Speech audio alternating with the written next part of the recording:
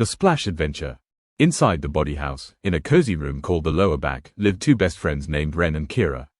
They looked like two happy, purple beans. "Wake up, Kira," shouted Ren. "The blood is here, and it's time to get cleaning." They put on the tiny yellow gloves and got ready for the big job.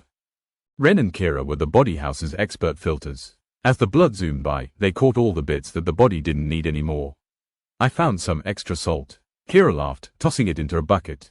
"And I found some messy waste," Ren added, scrubbing a glowing bubble until it turned bright yellow. They were very fast and very proud of their work. Once they had a full bucket of yellow juice, it was time to send it away.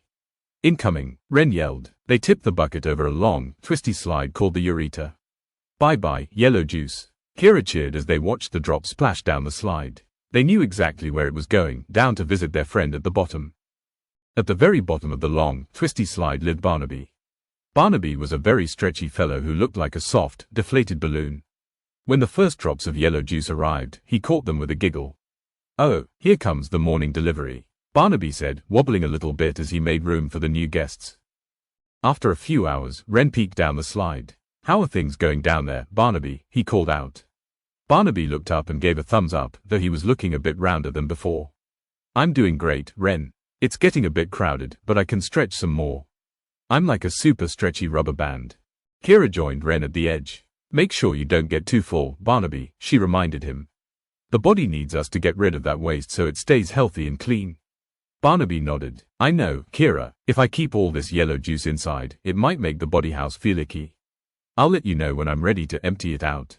Soon, Barnaby felt very, very round. He was so full that he couldn't stretch another inch. "Whoa," he gasped. "I'm as big as a soccer ball now. I think it's time for the great splash." He wiggled his toes and felt a little tickle. Being a bladder was hard work when you were this full of pee.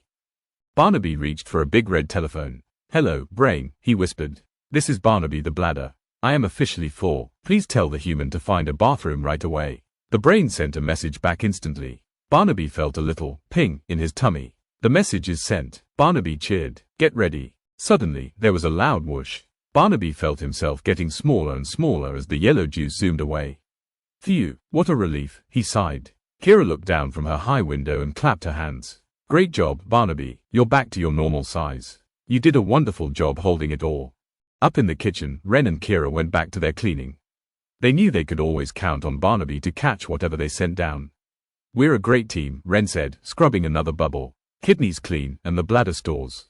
Kira laughed. "And the human stays happy. Let's get back to work."